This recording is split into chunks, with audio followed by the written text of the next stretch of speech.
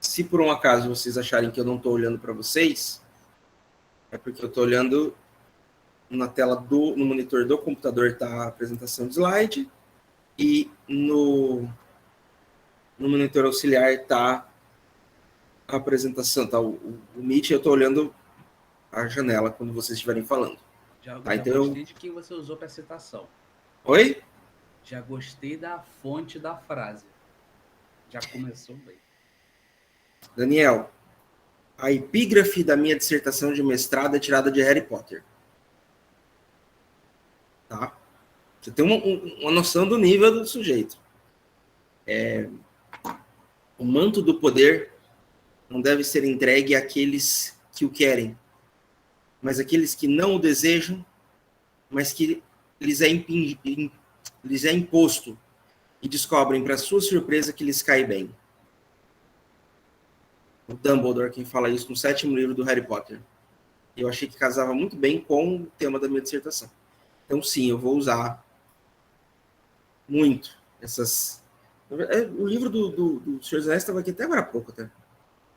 Você pode encontrar as coisas que perdeu, mas nunca as que abandonou.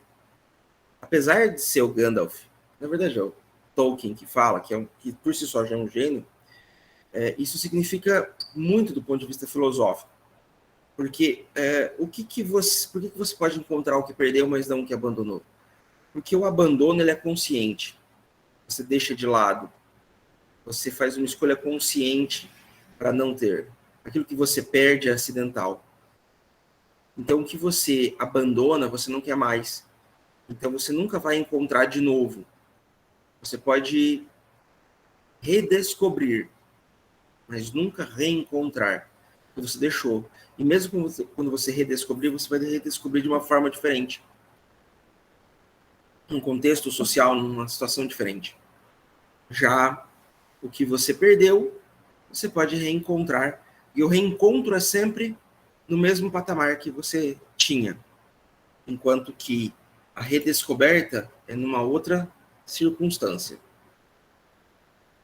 Vai. E é interessante o que aconteceu hoje e tal, e toda essa discussão. E ela tem a ver com a aula de hoje. Gente, eu juro para vocês que não foi intencional, não foi escolhido isso. Né? Na verdade, estou seguindo a mesma pauta, a mesma ordem de emenda dos encontros do semestre passado. E se vocês quiserem, vocês podem perguntar. É a mesma. Não é a mesma apresentação de slides, mas é o mesmo tema. E para a gente entender o direito, a gente falou sobre muito ética, sobre justiça, sobre equidade, sobre igualdade, isonomia, sobre conceito de sociedade. E a gente falou, e eu vou falar isso várias vezes ao longo do semestre, o direito é o espelho da sociedade. Ele representa a sociedade em seu extrato mais relevante, digamos assim, nas suas relações sociais mais importantes. E aí, isso depende muito também daquilo que é visto como bom e mal, como correto e errado, né? Como aquilo que está certo ou está incorreto. E isso depende muito das relações sociais e do contexto onde isso vai estar inserido. E aí a gente tem dois termos, não é termos, mas dois conceitos que precisam ser estudados, que precisam ser aprendidos de uma forma muito clara, que é a ética e a moral. O que é a ética e o que é a moral? A moral, ela é muito mais pessoal. A moral é aquilo que o indivíduo, né, eu, você, e cada um de nós entende como correto em sua essência. Tá? Acima de tudo, a moral ela é interna, ela é intrínseca ao indivíduo. Dessa moral vai emergir aquilo que é considerado aceitável. E aí vai emergir a ética. Então, o que é a ética? A ética é a representação coletiva tá? Daquilo que os indivíduos consideram como correto. Mesmo que muitas vezes não seja legal. Então, os conceitos de ética, moral e legalidade, eles não estão exatamente alinhados, eles não são similares, eles não são sequenciados. Eles estão muito mais para uma interlocução, uma interligação entre eles. Então, para a gente tentar entender, aí aqui falta o quadro. Você tem a sociedade e o indivíduo. Tá? E a ética é aquele conjunto de ideias, de normas sociais que a sociedade impõe ao indivíduo. Já a moral, ela é a forma como o indivíduo enxerga esta sociedade. Não é que ele vai impor à sociedade a moral. A moral ela é presente nele. Então ela vai considerar, ela vai enxergar a sociedade e as condutas sociais e individuais. Então, muitas vezes, aquilo que é considerado ético para um grupo social, para uma sociedade, para um povo, pode não ser considerado moralmente aceitável para um indivíduo. E muitas vezes a ideia de moralidade, ética e legalidade estão em dissonância, estão em discrepância. Eu vou citar um exemplo, 2 exemplos, na verdade, que eu vi com os meus próprios olhos. O prefeito numa cidade do interior aqui de Mato Grosso, se é Jauru, Figueirópolis, uma cidade até pequena. E o que aconteceu? Teve um incêndio na escola. Tinha uma escola municipal só na cidade, né, que funcionava como ensino fundamental 1. O incêndio destruiu tudo, arrebentou com tudo. Né? E aí ele simplesmente foi lá, pegou o dinheiro que tinha na prefeitura, tá? Sem alteração de LOA, de lei orçamentária anual, sem alteração, sem decreto de crédito suplementar, sem nenhuma logística. Ele e a equipe dele saiu ligando para as empresas, né? Achou uma empresa de compra de carteira escolar, contratou uns pedreiros lá, que não tinha nem nota fiscal, não tinha nada, arrumaram uns recibos muito estranho para eles, umas notas de prestação de serviço, tudo assim, nada ilegal. Quer dizer, na verdade acabou sendo ilegal, mas nada absurdamente fora do que seria o padrão. E ele reconstruiu a escola. Ele pegou verba, acho que da saúde ele não chegou a mexer, mas verba para a construção de uma ponte que tinha, verba para reforma de prédio público, umas verbas assim, que tinham um endereçamento certo pela lei orçamentária anual, né? E de repente ele pegou dinheiro e na ânsia de fazer a reforma na escola acabou mexendo com isso. Resultado, ele foi processado por improbidade administrativa. Porque ele não fez licitação, porque ele pegou verba, foi considerado malversação de recursos públicos. Sabe o que é o mais interessante? O Ministério Público mesmo, quando processou ele, apontou que o que ele gastou, principalmente na aquisição de coisas, nas obras até que não tinha muita referência, mas na aquisição de material, eram preços abaixo do preço que que outras prefeituras tinham adquirido bens similares ou iguais mediante licitações comuns. Então, assim, ficou provado que, na verdade, o que ele fez saiu mais barato do que se tivesse todos os trâmites burocráticos. Mas não importa, porque o que ele fez foi ilegal. Resultado, ele foi cassado, ele não chegou a ser cassado. Eu acho que o processo se estendeu um pouco e ele terminou o mandato dele. Mas ele teve os direitos políticos suspensos, teve que devolver uma grana para a prefeitura, né? Empresário acabou conseguindo fazer isso. Mas teve que devolver uma grana para a prefeitura e tal, justamente para cobrir este rombo. Quer dizer, não teve rombo nenhum. Não ficou provado que ele tinha desviado um centavo para o bolso de ninguém. Mas, mesmo assim, foi considerado uma malversação de recursos públicos, que foram recursos públicos sem a autorização legislativa da Câmara. Aí a pergunta que eu faço para vocês, né, que eu quero que vocês pensem aí, o que ele fez é ilegal, ponto. Isso não se discute, porque tem quando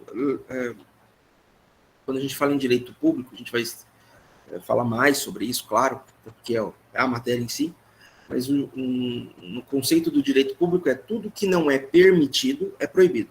Você não está ali previsto na lei, o gestor público não pode fazer, o ente público não pode realizar. Então é ilegal o que ele fez, bom, tem discussão, claro. Mas o que ele fez foi ético?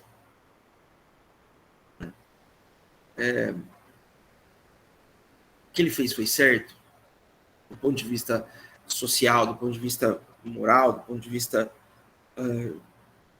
da sociedade em si? Exemplo 2. Um gestor de uma empresa pública com problemas financeiros sérios, com problemas não nem financeiros, na verdade, os problemas eram de estrutura. E aí ele recebia uma verba que vinha destinada, na verdade não vinha destinada, ele empenhava, depois o Estado dava um jeito de pagar, para manutenção de computadores.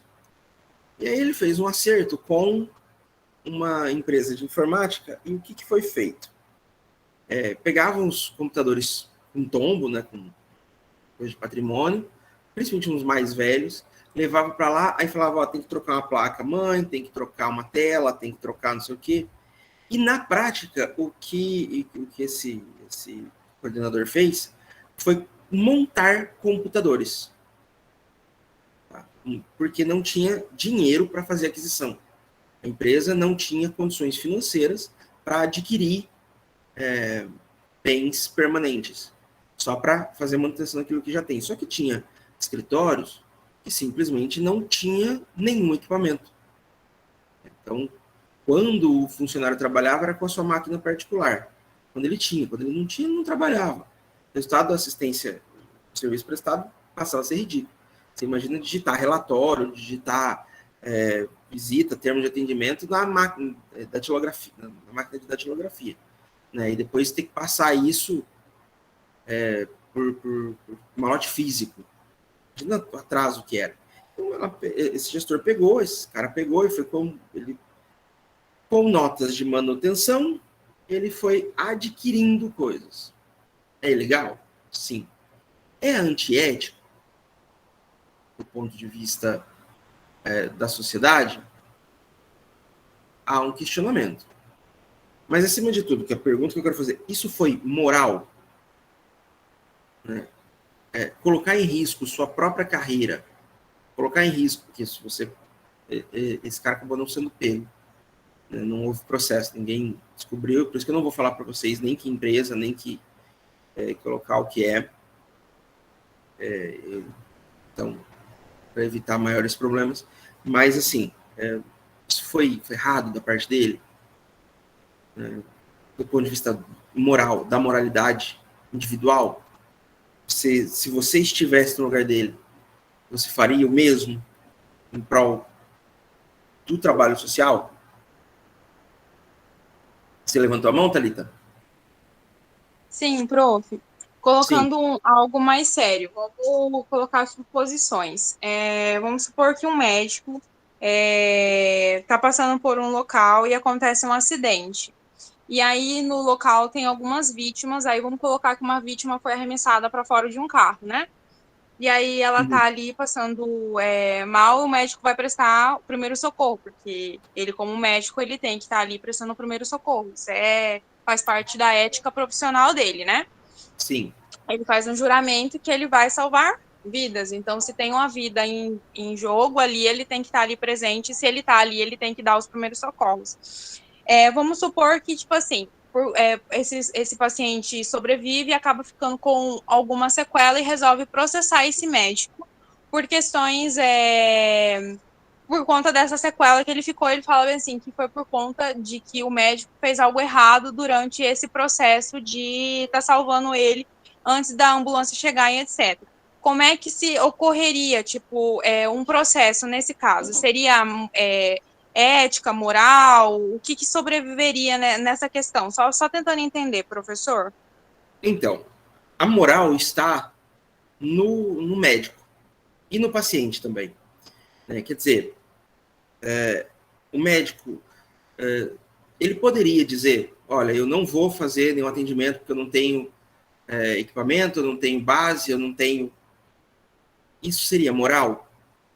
Ou o correto seria ele prestar assistência independente de qualquer outra coisa, independente de situação? Aí vai realmente da moral dele. As duas situações seriam completamente plausíveis. O que não seria considerado moral é ele ter todas, por exemplo, tá lá, o cara tá tendo um ataque cardíaco, né? Só fazer massagem cardíaca. Cadê o médico? Cadê o médico? O cara se omitir. Isso é pelo juramento de Hipócrates que o médico faz, ele estaria agindo fora da moralidade da própria profissão. Mas se ele tem uma justificativa, tem uma lógica de dizer assim, não, eu não vou fazer um procedimento aqui porque eu não tenho o equipamento necessário, eu posso acabar piorando, vai dele, né? Vai da pessoa. Como a pessoa vai agir. A moral da parte do paciente o cara me salvou, né? Eu tenho o direito, ele fez o que ele podia. Tipo, vamos colocar nesse patamar, né? E se o cara fez merda também, é um médico que não tomou os devidos cuidados, aí tem uma outra questão. Aí o médico agiu fora da moralidade justamente porque agiu sem o devido preparo. Sei lá, o cara é um pediatra e foi tentar fazer uma cirurgia no cérebro de alguém. Aí seria ridículo. Isso sim seria imoral. Mas o cara fez tudo que ele podia. Salvou a vida, né, da pessoa. O sujeito ficou tetraplégico? Ficou. A gente pode trazer essa conduta para uma conduta mais prosaica, que o médico ainda tem a obrigação de salvar. Mas, por exemplo, você está andando na rua, está lá bonitinho, você vê um acidente de carro e está vendo o carro do cara que vai explodir. Isso é regra de primeiro socorro básico. Você não mexe no ferido de acidente, porque você pode lesionar a coluna, você pode lesionar uma vértebra e aí você pode causar uma paralisia. Isso é fato, ponto. Mas você está vendo que vai explodir o carro. Se você não tirar ele de lá, ele vai morrer, né? E aí? O que manda a sua consciência? O que você considera certo? Você vai lá e faz? Salva a pessoa, correndo o risco de deixar ela paraplégica? Ou você evita e no máximo tenta evitar que o carro exploda e chama a polícia e chama os bombeiros e eles que se virem, porque eles são responsáveis por isso. Não é sem se envolver, mas sem arriscar agravar uma lesão. Essa moral, existem algumas condutas que são claramente imorais, é claro. Mas, de um modo geral, a moralidade ela é muito interna. O que é moral para mim pode não ser moral para você, né? O que eu considero como válido pode não ser válido para o outro. E aí vem o debate sobre moralidade. E aí a gente ouve muito falar sobre e tal coisa é moral, tal coisa é amoral, tal coisa é errada. E aí a gente ouve discursos como a mulher está pedindo para ser estuprada porque usa roupa curta, né?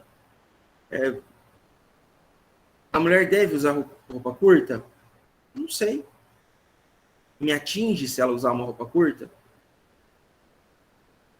Me incomoda? Me incomoda não, mas me ofende? Tem alguma coisa que me deixa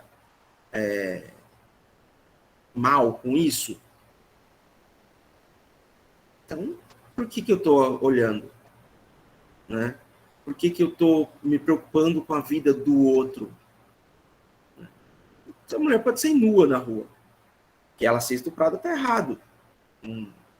Porque a conduta de você forçar alguém a fazer alguma coisa que ela não queira, sem ter todo um aparato estatal para isso, tá? Todo conjunto legal, isso é horrível. E aí eu acho engraçado que normalmente é o mesmo tipo de gente que... e eu sei disso porque as pessoas... eu convivo com pessoas de todo tipo e pessoas assim, o mesmo tipo de gente que se ofende com uma mãe amamentando no local público é o tipo de gente que manda o link, compartilha para você assistir, então, não sei qual segundo lá da série tal da Netflix que vai aparecer uma coisa surpreendente. Você vai ver, você olha lá e, na verdade, é um cara pelado com o pinto de fora, né? Então, mas ele tá compartilhando isso para todo mundo ver, né? Não sei porque chegou a mim esse tipo de coisa, eu já tinha visto até.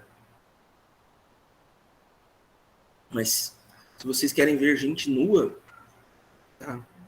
Recomendo X vídeos. Vai lá. Pelo menos você paga e faz o que você quer. Mas vir e tratar com... Que daí existe uma diferença também entre a moralidade e a hipocrisia. A falsa moral. É o sujeito que quer defender a família tradicional brasileira, mas trai a esposa. Né? Qual família tradicional você tá falando? Ou aquele que defende e que quer respeito à sua religião, mas ofende um candomblecista que chuta que é macumba, que fala mal, sabe? Essa falsa hipocrisia, essa falsa moralidade, essa hipocrisia, isso está em desacordo com um conceito de justiça social e de moralidade básica e essencial. Agora, você quer que respeitem a sua religião, mas ao mesmo tempo você respeita a religião do outro, tá? Você é o tipo de pessoa que exige que as pessoas tenham um mínimo de respeito com as suas crenças, mas quando você vai passar na frente de uma casa de oração ou de algum tipo de terreiro, né, de santo, né, do candomblé, você tem respeito, você não fica rindo, você não fica apontando, aí é moral. Porque você trata as pessoas, os demais, como você gostaria de ser tratado. E aí a moral se torna totalmente individual. Enquanto ela não é hipócrita, enquanto ela é verdadeira, ela é totalmente individual, e eu não posso dizer o que é moral ou o que é amoral para o outro. Eu só posso dizer o que é para mim. E aí eu digo o que é para mim, e com isso eu posso, no máximo, servir de exemplo, e você pode questionar ou não a minha moral, desde que eu não seja hipócrita. Pode falar, Thalita. Só para ver se eu entendi. Ética, no caso, quando se refere, por exemplo, a furar uma fila. Eu vou estar descumprindo uma regra social de furar uma fila, ou andar, tipo, nua na rua. Imoral seria mais sobre, tipo assim, não falar mal do outro. É uma coisa, tipo, minha. Eu não gosto de falar mal do outro. É uma regra que eu fui educada, mais ou menos isso. Minha fé e etc. Isso seria moral. Isso. A moral seria você. Seria aquilo que você considera como válido. E a ética é aquilo que diz mais respeito em relação ao conjunto social no qual você vive. Ela está mais... A ética são... Agora era a hora de eu estar riscando. Mas você tem aqui a sociedade, você tem aqui o indivíduo. Né?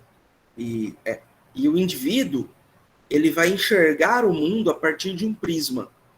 Durkheim já disse isso, que não existe a verdade absoluta. Existe a visão de alguém sobre um determinado fato baseado nos seus preconceitos, naquilo que já está introjetado no indivíduo.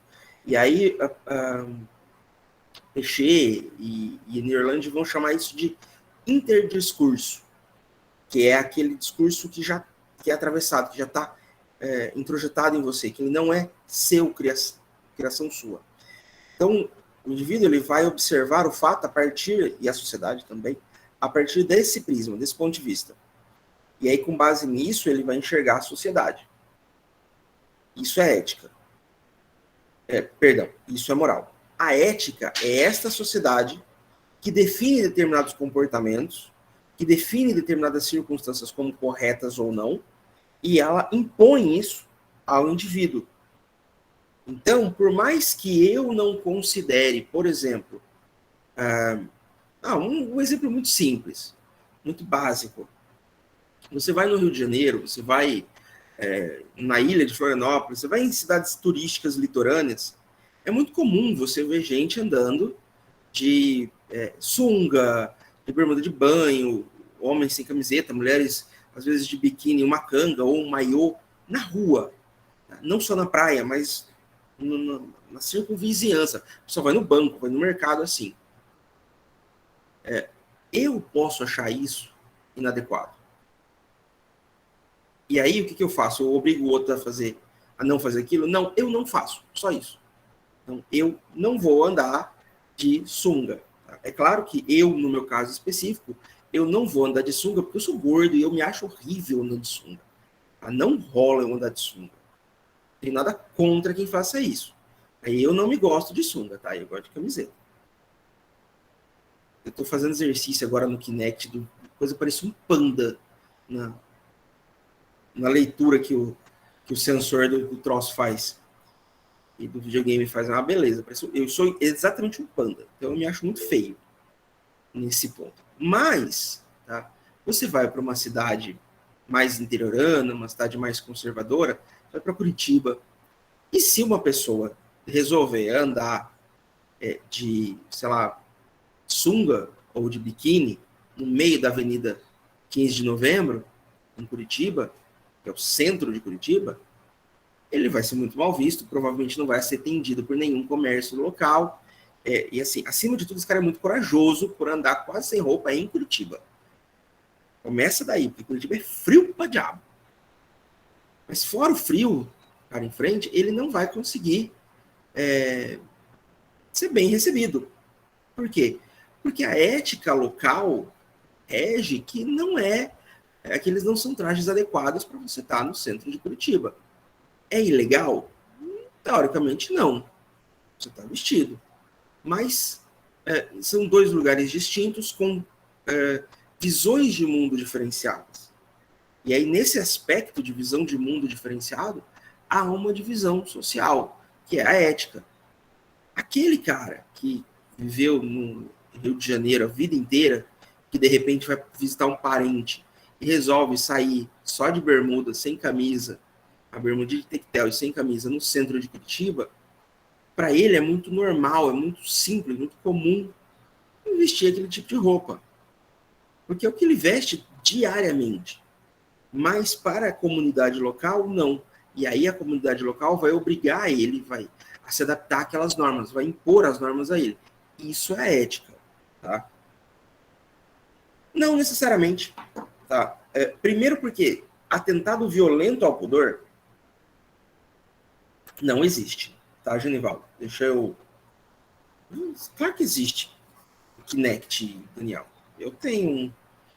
Mas voltando aqui ao Genivaldo. Atentado violento ao pudor não existe mais. Ele era um crime, um tipo penal previsto no artigo 214 do Código Penal, que foi extinto com a reforma dos crimes sexuais.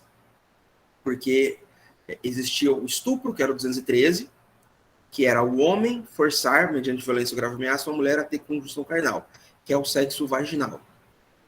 E o atentado violento ao pudor vinha em sequência, que era uma pessoa forçar outra, mediante violência ou grave ameaça, ele não precisava ser homem, não precisava ser mulher, a vítima, a ter com ela ato libidinoso diverso da conjunção carnal, ou seja, sexo oral, sexo anal, masturbação, isso aí, tudo se enquadrava em atentado violento ao pudor. Isso até 2009. Em 2009, mudou esse grupo de crimes, que era chamado de crimes contra os costumes, passaram a ser os crimes contra a dignidade sexual, e o estupro em si, ele englobou tudo.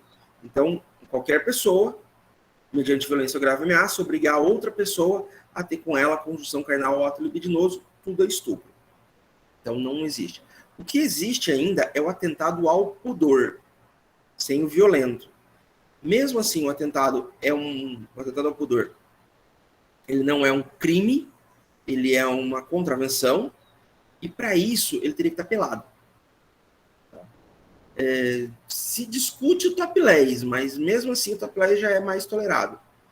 Mas assim, ele teria que estar pelado, teria que estar claramente induzindo uma lascívia, uma vontade, ele teria que estar forçando algo que é excessivo. Então, agora, se ele está de bermuda, se ele está só de sunga, né, ele ainda está, desde que ele esteja com as partes íntimas cobertas, né, as partes pudendas cobertas, não é crime. Então, não é o caso. Ele não estaria cometendo nenhum tipo de crime ou ilícito penal, mas estaria atentando contra as regras sociais vigentes, tá? Que é aquilo que a gente vive falando das normas sociais, que é a ética. Tá? Ô, professor, então a pessoa andar pelado na rua é só apenas atentado ao pudor? Isso, só atentado ao pudor. Ah, tá. O atentado ao pudor não exige uma vítima específica. Você não precisa ter uma pessoa, ele é um crime contra a sociedade. Então, você estar andando pelado no meio da rua, no meio da madrugada, sem ninguém te ver, é atentado ao pudor. Ô, professor, aquele outro exemplo que o senhor trouxe, se eu não me engano, na outra aula lá, sobre um camarada lá que fez aquele negócio dentro do ônibus, parece. Masturbou e ejaculou na mulher. Aquilo lá não é atentado violento ao pudor? Também não. Porque o atentado violento ao pudor, ele deixou de existir, não existe mais, tá? Eu vou colocar para vocês verem.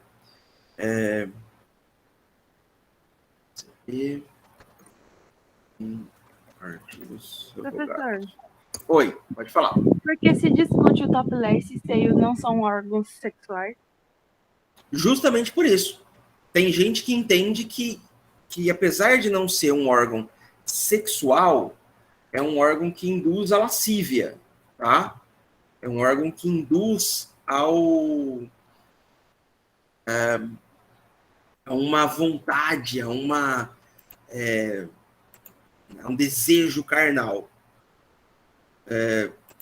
Tem gente que diz que não, que tem mais a ver mesmo com uma parte do corpo, só isso. Estão conseguindo enxergar? Ó, aqui o artigo 214, atentado violento ao pudor. Constranger alguém mediante... Eu vou aumentar um pouco o zoom para ver se melhora para vocês. Ele está riscadinho porque ele foi revogado. Tá? Ele subiu. Aqui, ó, 214. Constranger alguém mediante violência grave ameaça, praticar ou permitir que com eles pratique ato libidinoso diverso da conjunção carnal. O que isso significa? Que a pessoa, a vítima, precisava ter participação no ato sexual. E aí aqui tinha o 213, que era constranger mulher a conjunção carnal mediante violência ou grave ameaça. Então era só a mulher e só a conjunção carnal.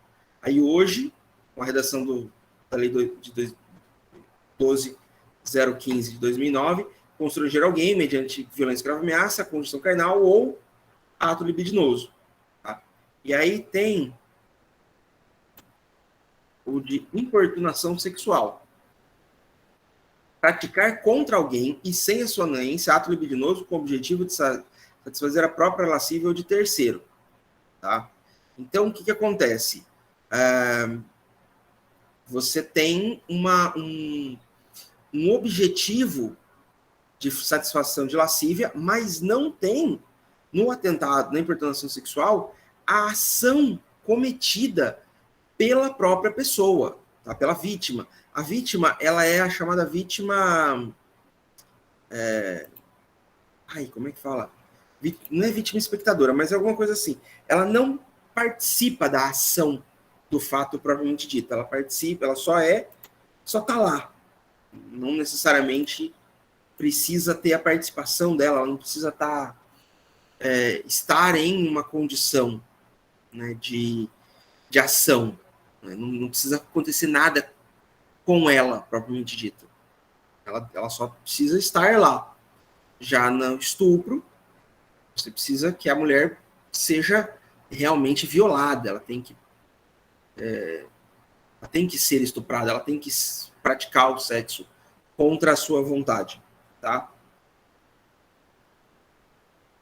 E aqui se discute muito o consentimento, desde sempre, tá? Deixando claro que o ébrio habitual, a pessoa embriagada, ela não pode dar consentimento. Então, se a mulher ou o homem, tanto faz, não tiver dito claramente antes de ficar bêbado que queria praticar o sexo, queria transar, constitui estupro, sim. Tá? Infelizmente, ainda é algo muito questionado na nossa sociedade. Então, né, a sociedade tem as suas regras de conduta, né, aquilo que se espera e aquilo que se considera ético, e a moral é essa conduta individual. Tá?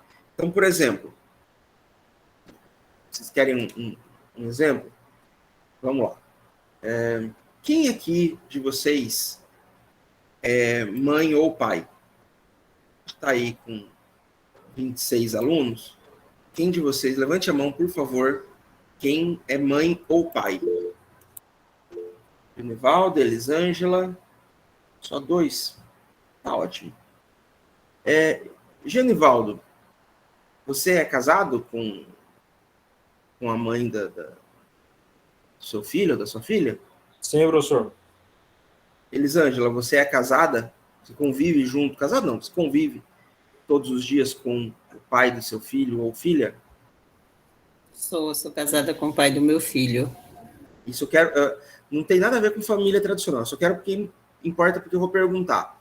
Genivaldo, você ajuda a sua esposa a cuidar dos seus filhos? E Elisângela, o seu marido ajuda você a cuidar dos filhos? Com certeza, Com professor. certeza, professor. Pois eu vou dizer que vocês estão errados. Sabe por quê? Na ajuda, depende. Porque, olha só, eu vou explicar por quê. Porque, eticamente falando, tá, e é o discurso introjetado na sociedade, a responsabilidade da criação e do cuidado dos filhos é da mãe. Quando você fala que o pai ajuda, ele está deixando claro que a responsabilidade é da mãe e ele dá uma força. E aí vem a questão moral. Tá? E eu disse que é errado, mas isso é errado para mim. A questão moral é o seguinte: o homem, o pai, ele não tem que ajudar a mãe, ele tem que dividir com a mãe a tarefa, porque ele é tão responsável quanto a mãe. Depende do ponto de vista da diferença? que tá falando, né? Hã? Depende do ponto de vista, né? Depende Do ponto qual de vista. ajudar, né? O senhor falou aí. E aí vai depender o seguinte: a ética social me diz o seguinte: a mãe é quem cuida. E isso é o seguinte: normalmente o recado para reunião de pais da escola vai para a mãe. Normalmente quando o filho passa a mão na escola, é a mãe que é chamada. Nem sempre. Normalmente. Tá? Assim, padrão. cada pessoa, né? Cada caso é diferente. No meu caso, é o contrário. Pois é, aí é que tá. Quando eu comecei aí nas reuniões de pais dos meus filhos, era eu e um ou outro pai num mar de mães. Porque para mim, a minha moral particular dizia que eu sou tão responsável pelos meus filhos quanto a minha esposa, em todos os aspectos. Já num conceito da ética, tanto que normalmente vai para a mãe, né, já vai... agora nessas aulas online você vê muito assim: mãe, cuidado com os filhos, com o cabelo, olhar os cabelos dos filhos, está lavado, se não tem piolho, é sempre direcionado à mãe, porque o conceito social, pelo menos aqui em Comodoro, onde eu moro, é uma cidade muito provinciana, então é direcionado, ele é focado na mãe, porque historicamente é a mãe quem cuida. Isso aí eu estou falando de histórico de, sei lá, 200, 300, 500 anos atrás, né, a função era sempre da mãe. E é óbvio que tem gente que vai mudar, que vai quebrar esse paradigma. Mas é tão introjetado que, normalmente, as mães cujos pais dividem as tarefas, inconscientemente falam: meu marido ajuda em casa. E os pais falam: eu ajudo em casa, eu ajudo a cuidar dos meus filhos.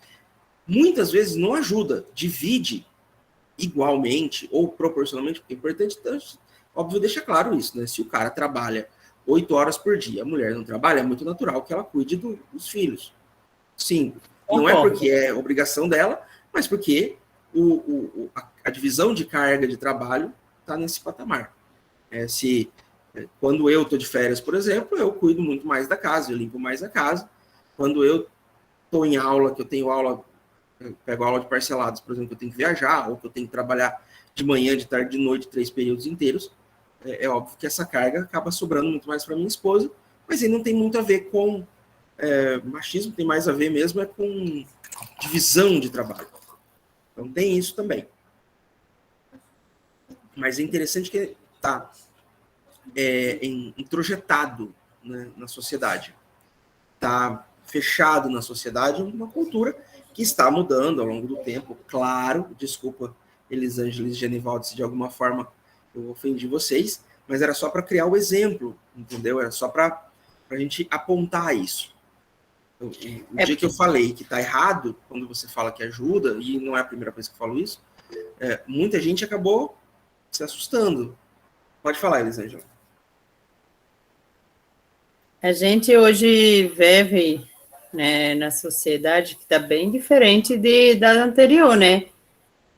Tem algumas pessoas que ainda acham que o homem não pode ajudar em casa, não pode ir em uma reunião de pais, né? Se isso só é para a mãe, mas a gente já está bem evoluído, então, de acordo com que a evolução do mundo, né, vai sendo, então a pessoa tem que se acompanhar, a pessoa não pode estar presa ao passado. Porque, tipo, antigamente, só quem cuidava realmente de mim era minha mãe, tudo era minha mãe. Minha mãe não trabalhava, meu pai trabalhava, então era a responsabilidade de minha mãe? Sim, mas se hoje os dois trabalham, a gente precisa construir uma família que seja realmente unida e unificada aos direitos e deveres iguais. A gente está numa sociedade moderna, bem que tem alguns ainda que não pensam, né? Não tem esse ponto de vista mais elevado, né? Vive no tradicional e tchau e benção. Pois é, aí você tocou num ponto-chave, Elisângela, que eu acho que é essencial para a gente entender o conceito de sociedade. É evolução. A sociedade de hoje não é a mesma sociedade de 30 anos atrás. Não é a mesma sociedade de 50 anos atrás. Na década de 50, por aí, não só era comum, como era aceitável o homem ter, não uma amante, mas ter uma família, ter como é que eu vou falar? Ter ateuda e manteúda. Né? O que era isso? Era um exemplo de virilidade, o cara trabalhar e ganhar bem o bastante para manter 2 casas. Né? E muito pouco questionado socialmente. Né? Agora, se uma mulher traísse, isso eu estou falando há 50 anos atrás, 70 anos atrás, né? Se uma mulher traísse o homem, nossa senhora, que absurdo, que ridículo, que insanidade. Né? Ela era muita coisa, ela era, vou usar ela era puta, ela era vagabunda, ela era...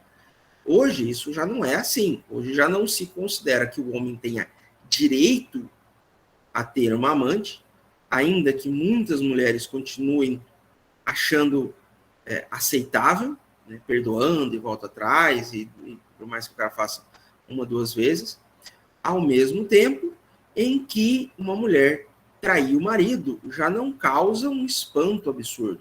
Também é errado, né, também não é moralmente, socialmente aceitável, mas não causa aquele constrangimento, aquela coisa social, né, que todo mundo vai ver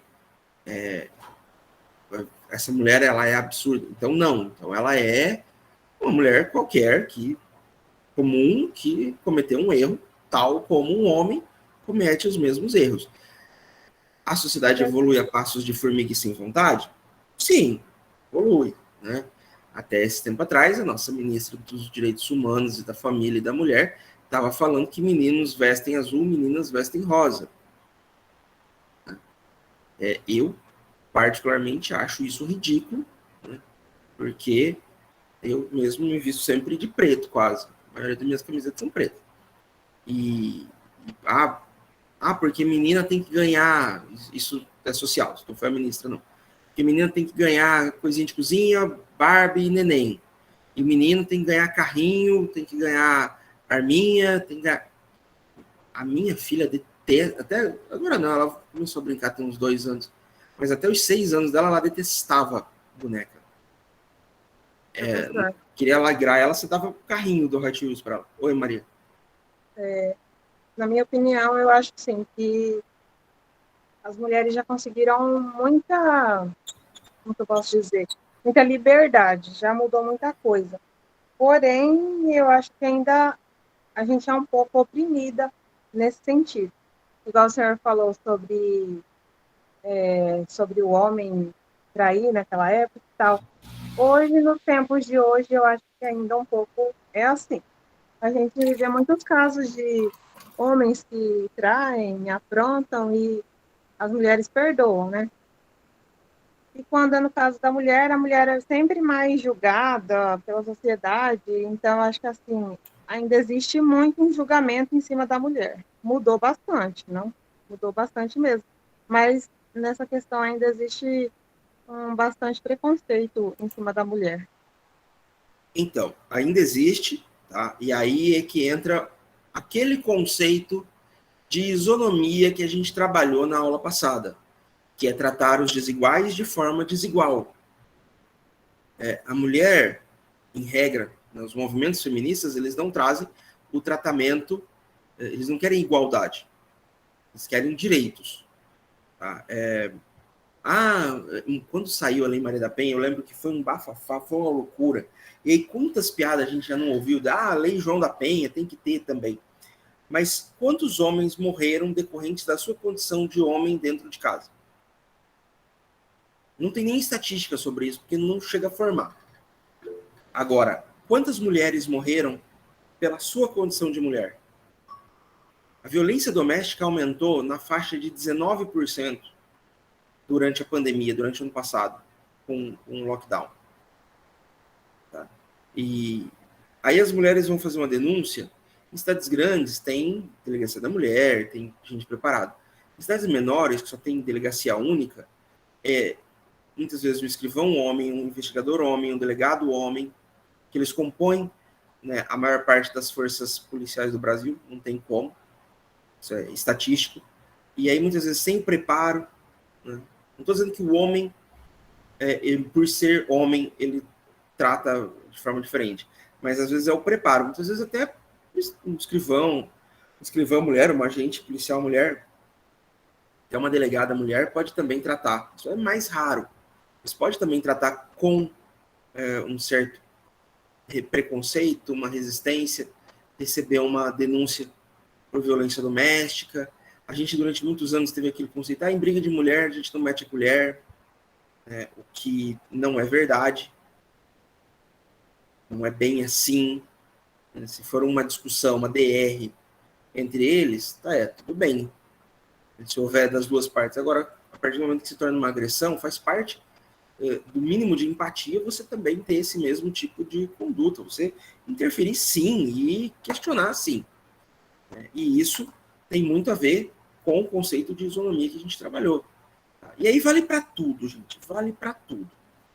Isso vale para mulheres, isso vale para a comunidade LGBTQIA+, tá? Que, queira ou não, o Brasil é o país que mais mata homossexuais no mundo, tá? Infelizmente. Isso vale para a população negra, que é diferente o tratamento, a gente sabe que qualquer pessoa com mínimo de bom senso sabe. Né? Comandante de polícia, esses dias o comandante da rota em São Paulo falou que a abordagem na favela não pode ser igual a abordagem que você vai fazer no bairro dos Jardins, que é um bairro nobre. O cara falou isso, quer dizer, você trata diferente, você trata com privilégios, quem tem dinheiro, quando deveria ser exatamente o contrário. Eu vou colocar para vocês, deixa eu ter anotação, eu esqueço. Eu vou colocar, eu não sei se vocês já viram, vou colocar no cigarro, que terminando essa aula, uma corrida dos privilégios. Um cara que, a primeira vez que eu vi foi uma americana, uma corrida que vale $100. E ele coloca todo mundo em linha e vai falando, olha, vocês vão correr e tal, quem chegar primeiro leva os 100 conto. Só que antes da gente correr, eu vou fazer algumas afirmações. A quem se aplicar, vocês vão andando. Vocês dão 2 passos para frente. Ele fala coisas assim, se você sempre teve seus pais e sua mãe casados, se você nunca precisou se preocupar se você teria uma próxima refeição, se você nunca se preocupou com a sua educação, e aí, por aí vai, coisas que não tem nada a ver com a capacidade individual de cada um. Né? E aí você percebe o quanto que o mundo é desigual. E depois eu achei, esse ano, tá? Eu achei uma segunda versão dessa corrida brasileira. Porque nos Estados Unidos não existe muito conceito de políticas sociais. Nos Estados Unidos o Estado é muito ausente da sociedade. Isso é um conceito de política deles. Tá? Eu não gosto, mas não é que esteja errada. Eu, Felipe, particular, não concordo. Prefiro um Estado mais presente, tá? Um Estado que intervenha mais, mas eu não tenho nada a ver com a política americana. Então, a estrutura americana, ele é de um afastamento do Estado com a sociedade. E como o Brasil ele tem uma postura mais social-democrata, mais de intervenção, de participação do Estado na sociedade, aí a gente enxerga um pouco melhor esse conceito. E aí, alguns benefícios, alguns programas sociais que a gente vai enxergando e você vê como que tratar de forma desigual, no fim das contas, não vai causar injustiça. Muito pelo contrário, vai causar a justiça de que a gente está falando aqui. Eu estou apontando aqui na tela. Tá? Então, a justiça que a gente está falando aqui, tá? Que é o correto, o justo, tá? Que é aquilo que a característica do dar a cada um o que cada um merece, o que cada um precisa. Tá? E aí, dentro desse conceito de justiça, olha só a volta que a gente deu. A gente foi lá, falou de mulheres e tal, falou de cuidar de filhos, para cair aqui. Artigo 3º da Constituição. Esse é o artigo 3º da nossa Constituição, tá? Constituem objetivos fundamentais da República Federativa do Brasil, construir uma sociedade livre, justa e solidária. Garantir o desenvolvimento nacional, erradicar a pobreza e a marginalização, reduzir as desigualdades sociais e regionais e promover o bem de todos sem preconceitos de origem, raça, sexo, cor, ou quaisquer outras formas de discriminação. Então a justiça tem muito a ver justamente com isso, com dar a cada um que cada um merece e precisa, independentemente dela ser igual. Você vê que aqui você não fala em igualdade. Tá? Que a Constituição ela não fala em tratar de forma desigual ou tratar de forma igual ninguém. O conceito de igualdade ele está lá no artigo 5º, quando a gente vai falar dos direitos. Todos são iguais perante a lei, sem distinção de qualquer natureza. Mas aí, qual que é a questão? Se a gente tem no artigo 3º, tá? A gente andou artigo 1º, artigo 2º, artigo 3º. Aqui a gente constrói a sociedade justa, que o artigo 3º fala. Aí a gente manda artigo 4º e artigo 5º. Aqui, com uma sociedade justa, a gente pode tratar todo mundo igual. Porque aquela corrida dos privilégios, ela começa com todo mundo do mesmo patamar. Todo mundo do mesmo ponto de partida. Porque primeiro a gente teve justiça. Não podemos falar de igualdade, tá? Sem falar de justiça social primeiro. E aí, fazendo uma retomada lá no conceito de ética, do que a sociedade considera como correto, a sociedade brasileira ela tem uma coisa muito forte de ser uma sociedade solidária, tá? A gente não tira, mas é uma sociedade que busca muito mais fazer caridade do que promover justiça social. Todo mundo está disposto, todo mundo está falando genericamente, tá? Não estou falando pontuando, indicando uma ou outra pessoa. Tá? Em regra, as pessoas, a sociedade brasileira, está disposta a fazer caridade, a doar, mas não está muito disposta a abrir mão dos seus próprios privilégios para poder dividir com todo mundo. Professor, Oi, quem? Maísa, e nessa questão que o senhor está falando, tem o exemplo da meritocracia na educação brasileira. Sistema de cotas e várias outras coisas. Eu ia chegar nessa parte da educação daqui a pouquinho, mas você foi perfeita. Porque o que a gente tem? A ideia é que você tenha alguém em cima de quem você se coloca num ponto maior. E aí eu vou fazer para vocês uma pergunta que eu fiz para o meu filho de 8 anos. 8 não, olha, eu diminui a idade do Eduardo, de 12 anos. E a gente falando sobre questão, eu falando sobre essa questão de justiça, e eu pergunto a vocês, quem é mais importante? O médico ou o faxineiro do hospital? O faxineiro. Ambos. Ambos em suas funções, mas num contexto geral, eu vou dizer o faxineiro porque imagine como seria os hospitais, enfim, como seria o hospital se não tivesse lá o faxineiro para limpar aquela poeirada do tanto de gente que passa no hospital o dia inteiro. E poeira, né, é partícula. E não precisa ter um mega conhecimento de biologia ou em medicina para saber que qualquer coisinha que esteja no equipamento do médico na hora de fazer a cirurgia, aí que não tá, o médico não sabe que está empoeirado, sei lá o quê, aí ele vai lá com o bisturi e faz a incisão, aí acaba levando a poeira para dentro do corpo do paciente, aí um problema que poderia ser minúsculo acaba se expandindo.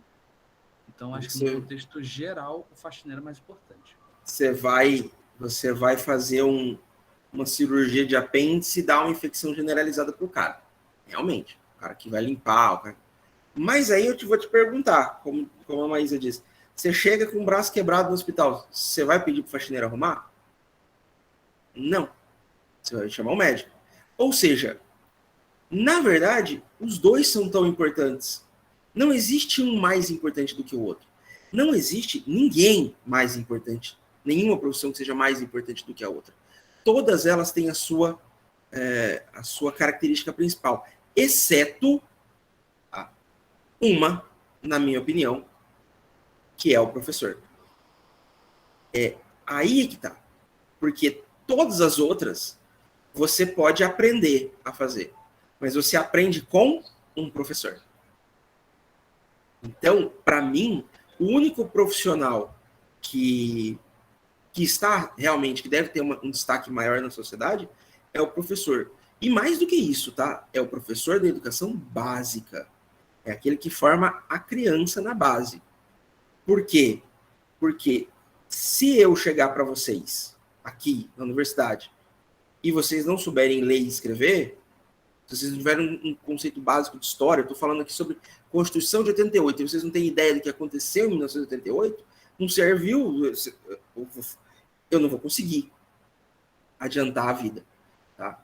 Agora, o professor que ensina, que alfabetiza, que dá as primeiras letras, e depois que dá os primeiros conceitos, que dá os primeiros passos na formação social da criança e do adolescente, esse sim é o mais importante. De resto, queridos, não existe uma profissão que seja mais importante do que as outras, porque uma sem as outras não vai funcionar. Tá? O juiz é um cara importante. É um cara importante, realmente. Mas, se o técnico, o analista e o auxiliar judiciário não fizerem o trabalho dele, não prepararem, não minutarem, não juntarem as petições, não organizarem, não expedirem os documentos, o juiz não dá conta de fazer nada. Se o oficial de justiça não pega o mandado e vai lá cumprir, o juiz não vai ter utilidade nenhuma. Mas então os servidores do judiciário são importantes? Mais do que o juiz? Não, porque se não tiver decisão, a gente também não trabalha. Eu, como analista judiciário, não posso tomar uma decisão no processo. Isso é função do juiz. Então eu preciso dele e ele precisa de mim. Tá? Da mesma forma que a gente estava discutindo. O Daniel falou muito, muito conscientemente. Um hospital sujo, um hospital nojento, um hospital cheio de coisa, você vai acabar piorando a situação do cara. Só que, ao mesmo tempo, a Maísa falou, um hospital limpinho, brilhante, chega o cara com o braço quebrado, faz o que com esse cara? É o faxineiro? Não, é o médico. Esses dias eu vi uma postagem, eu não entendi muito bem o contexto, eles cortaram o vídeo, mas eu entendi a lógica. Uma médica falando alguma coisa sobre a profissão dela, e aí alguém foi tentar lacrar e disse assim, você deve ser uma técnica de enfermagem. Aí ela vira e fala assim, não, eu sou médica, tá? Eu sou médica, formada e tudo. Mas se você queria me ofender como técnico, me chamando de técnico de enfermagem, você está muito enganado, porque é o técnico quem vai lá, que faz, que ajuda a monitorar os instrumentos. É o técnico que limpa a sua bunda quando você está na UTI, você está todo cagado, porque o médico não faz isso, é o técnico de enfermagem, é auxiliar de enfermagem, são esses profissionais que vai virar você, que vai limpar suas pernas, suas costas, para você não ter escara, não ter um problema se você estiver internado na UTI. E achei bem interessante uma médica falando isso, porque eu já tive experiências de médicos bastante arrogantes, que se acham os donos da verdade, porque são médicos, o restante é enfermeiro, técnico ou auxiliar de enfermagem. Gostei da posição dela. Não a conheço, não sei quem é, não sei o contexto em que a história começou, então só contando esse pedacinho para vocês, mas achei que, e realmente, tá, beleza, o médico vai lá e faz a cirurgia. Mas se não tem todo o aparato de equipagem, o aparato de apoio, gente ali do lado fazendo... Ele sozinho não dá conta de fazer tudo. Então, a gente precisa. E aí vem o que a Maísa falou sobre educação. E nós não temos como não mencionar que domingo Paulo Freire completaria os 100 anos, o seu centenário. E Paulo Freire, ele dizia uma coisa que era, entre outras várias que ele falou, mas ele dizia uma coisa que era excepcional. Quando a educação não é libertadora, o sonho do oprimido é se tornar o opressor. O que isso significa? Que o indivíduo, a pessoa que está numa condição social e econômica inferiorizada, ele se sente humilhado, tudo, ele considera justa essa condição, tá? Ele considera justa a existência dessa hierarquia social, não porque ele goste daquela posição, mas porque ele queira ascender à posição superior. Então, fazendo uma analogia muito clara, porque o Paulo Freire fez essa analogia, é a condição de capitão do mato. Tá? Você tinha um escravo, e aí esse escravo que começava a aceitar a sua condição de escravo, a existência da escravidão, e que se tornava depois um opressor dos escravos. E se tornava o capitão do mato.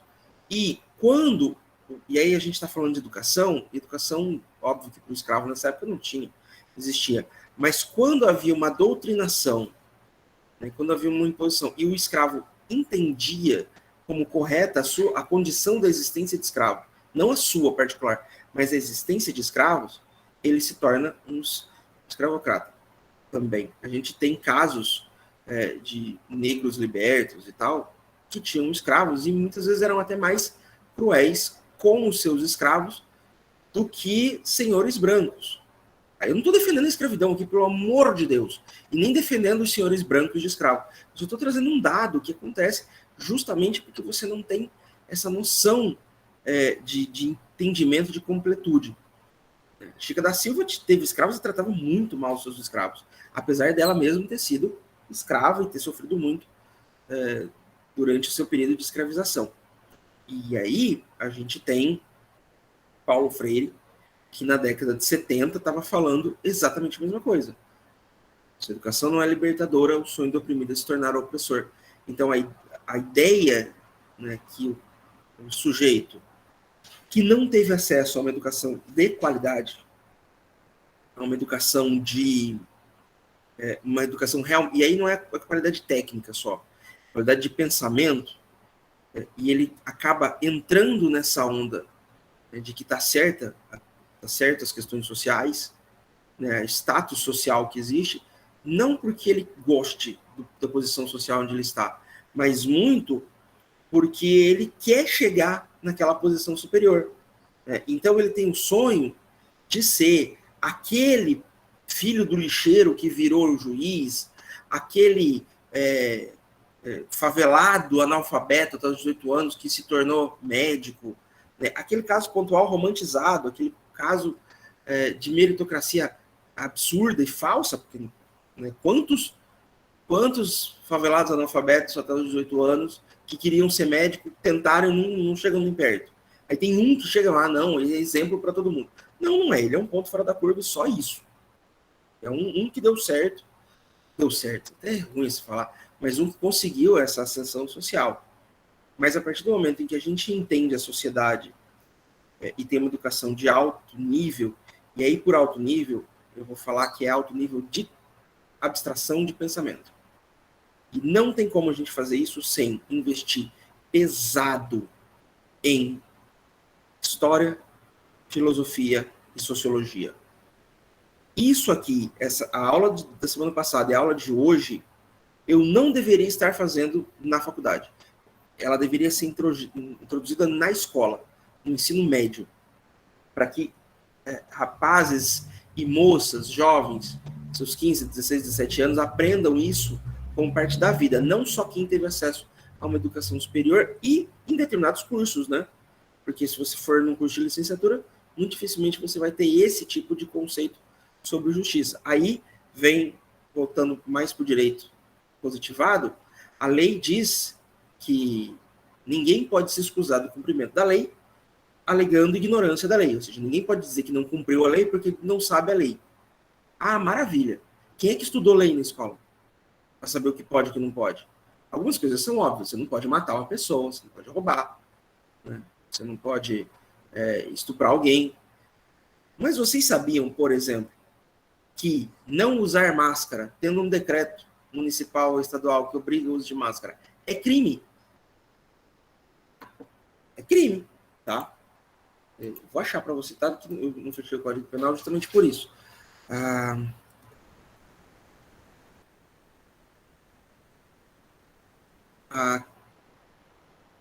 Aqui, infração de medida sanitária preventiva. Eu vou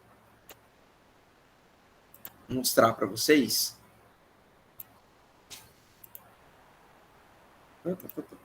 Artigo 268 do Código Penal. Infringir determinação do poder público destinada a impedir a introdução ou propagação de doença contagiosa. E tem mais uma também, que é... Está mais para frente.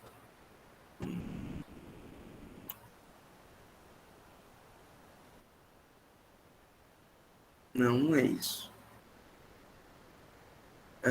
Mas tem mais um outro artigo que é... Eu acho que é só aquele lá mesmo. Mas vocês viram? Aqui. Então, é crime. Da detenção de um mês a um ano. Mas é crime. Tá? Queira ou não, está previsto no Código Penal. Vocês sabiam disso? O Genivaldo sabia. Né? Então, beleza. Mas quantos sabiam? Muita gente que não sabe. Por quê? Porque a gente não... porque vocês são desinformados? Claro que não. Alguém ensinou isso para... Ninguém ensinou isso para vocês. Verdade. Às vezes até sabem, só que... Não tem uma noção completa. Exatamente. Ou, às vezes, finge, né, que não sabe, porque a gente tem alguns, entre aspas, claro, que finge que não sabe as normas, não sabe as leis, né, dá um de inocente, entre aspas. Já outros não sabem realmente, né? Tem uns que não sabem realmente, mas outros sabem, só que fingem que não sabem. Então, para a gente encerrar, a gente continuando, né? Então, o que a gente teria? Né? Que ter um conceito maior de pensamento e tal. E aí, nesse aspecto de educação, eu vou dizer para vocês que nenhum governo dos que eu, pelo menos, presenciei, nem PT, PSDB, PSL, nem Lula, nem Bolsonaro, nem ninguém investiu realmente em educação de qualidade. Tá? Nenhum deles. Porque não é interessante para nenhum governo, para o status quo político existente, que se ensine, que se eduque de fato uma sociedade, porque você tira esse núcleo fechado que você tem, né, de um entendimento questionável. Né? Você expande e provavelmente, se você tem hoje resolve hoje ter uma educação de qualidade, investir em educação, formação, um conceito de alfabetização de Paulo Freire, uma educação inclusiva e tal, em 10 anos, 15 no máximo, não sobra um dos que estão lá. Não tem ninguém. É possível até que você tenha uma rejeição a todo mundo e fale, não vamos votar em ninguém, ignora todos esses candidatos, acha outros aí para nós. Tá? Por quê? Porque as pessoas vão tendo compreensão um pouco maior com a educação de como que funciona. E aí tem esse jurista italiano, o Piano, que define o seguinte: justiça é a vontade constante e perpétua de dar a cada um o que é seu. Então, não é dar a cada um o mesmo, mas dar a cada um o que ele merece, o que ele precisa para o seu próprio conceito, sua própria sociedade. Tá? Aí aqui, essa frase do Rui Barbosa, né, que eu já falei hoje, o direito da força deve superar... Não, a força do direito deve superar o direito da força. Tá? E aí a gente volta no conceito de igualdade. Lembra que eu falei que o conceito de igualdade está na nossa Constituição, no artigo 5º, depois do 3º? Todos são iguais perante a lei, sem distinção de qualquer natureza. Todos são iguais perante a lei, mas ele parte de um princípio de que aquele artigo 3º, inciso 1, já foi cumprido. Tá? E a igualdade é dar para todos o mesmo. Ok? Então, por outro lado, nós temos o conceito de equidade. O que é o conceito de equidade? É um conceito no qual você não necessariamente vai tratar... Só um pouquinho, gente. Caminhãozinho básico passando na rua. Você não vai tratar todos de forma igual, mas você vai tratar as pessoas, cada uma delas, de forma que seja necessário. E vai abrir mão de algumas coisas sua, né, de algumas coisas que lhe pertencem, enquanto também não fica sem nada. A ideia é distribuição, uma distribuição justa. E aí cai no conceito da isonomia, que é tratar desigualmente os desiguais na medida da sua desigualdade. Então, a equidade normalmente vai cair no conceito de isonomia, que não pode ser melhor explanado do que com essa imagem. Tá? No conceito de igualdade, cada um dos rapazes ganhou um caixote. E para o rapaz alto, camiseta azul escura, ótimo. Para o outro que não via, para o de marrom, que não via antes, agora ele vê. Mas o pintor de rodapé ali, né, como é que os muitos apelidos dos baixinhos, né? Para o menorzinho, um caixote não é suficiente. Agora, quando você trata eles de forma isonômica, você está tratando eles de formas diferentes. Mas você tratou de uma forma que todos eles tenham ficado numa mesma posição. Você coloca eles numa posição de igualdade final. Isso é justiça material. A igualdade, ela é justiça material, acima da igualdade plena. Perdão, a isonomia é justiça material. É lógico que tem o cara da meritocracia que vai dizer que está todo mundo errado, que eles deviam ter comprado o ingresso para assistir o jogo. Mas, né, deixa os caras assistir o beisebol. Não achei uma com futebol. Procurei, mas não achei. Então, eu acho que a gente precisa entender essa questão, entender as questões políticas, né? As questões sociais, para a gente poder realmente entender a construção da sociedade. A partir desses princípios, a gente consegue trabalhar a sociedade. E na aula que vem eu falo um pouco mais sobre luta de classes presente em Althusser e em Karl Marx. Está muito complicado para a gente, vai muito longe, eu acho que já está todo mundo meio cansado hoje. A gente pode encerrar por hoje. O que vocês acham? Concordo. Oi? Concordo. Então, pessoal, vamos encerrando por hoje. Mais uma vez, muito obrigado. Mais uma vez, desculpe qualquer coisa, tá?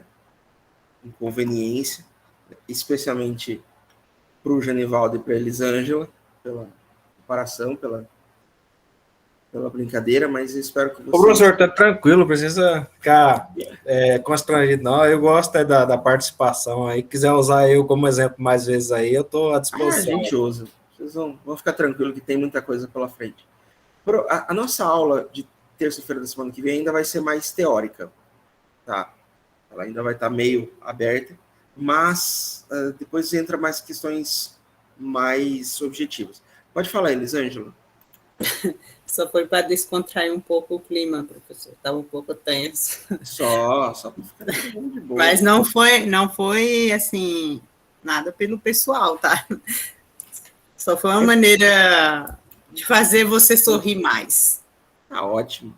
E assim, é que vocês não viram nada se eu tivesse em sala de aula. Eu estou presencial aí, coitado dos alunos. Eu vivo pegando gente como exemplo.